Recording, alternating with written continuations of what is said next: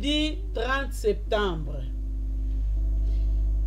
Daniel arrêta dans son cœur qu'il ne s'essuierait pas. Daniel 1, verset 8.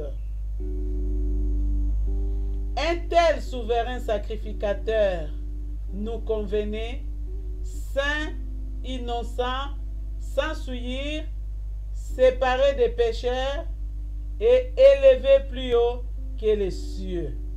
Hébreux 7, verset 26. Au trouble.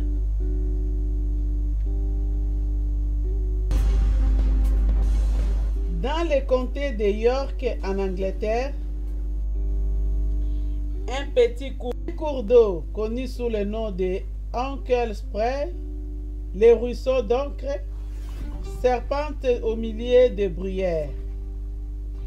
Des hautes collines où il prend sa source, il se lance vers la plaine parfaitement limpide et claire.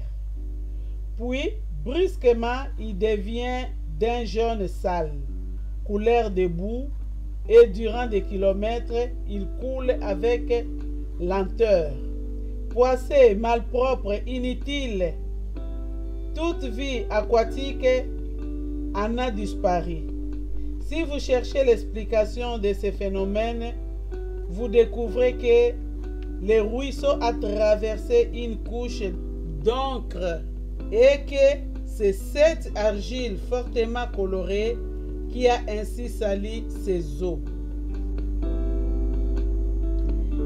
La mésaventure de cette petite rivière n'est-elle pas une illustration saisissante de ce qui arrive à bien des chrétiens? Le monde est rempli de ces couches d'encre et nous ne pouvons que nous tenter, nous souiller à leur contact. Compagnie douloureuse, livres pervers, revue malsaine, publicité immorale, l'expérience nous a appris que nous n'y étions pas insensibles. Ces conversations, ces lectures, ces images sont pour ainsi dire solubles dans notre esprit. Elles laissent une trace dans notre mémoire et il faut parfois longtemps pour les décanter. En nous tenant le plus possible à l'écart de tous ces poisons moraux, ce n'est pas seulement notre propre âme que nous perversons.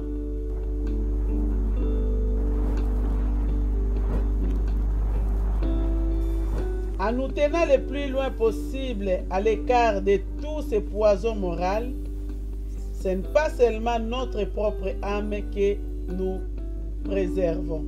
Chrétiens, n'oublions pas que nous sommes les canaux par lesquels l'eau d'en haut, l'eau de la vie, doit pouvoir être communiquée aux hommes. À quoi peut servir une eau polluée? La moindre impureté et elle cesse d'être potable. Des traces de boue et la voilà qui salit alors que son rôle était de nettoyer. Ne nous étonnons pas que les hommes n'aient pas soif et qu'ils n'approuvent nul désir de purifier leur conscience si nous n'avons qu'une eau trouble à leur apporter.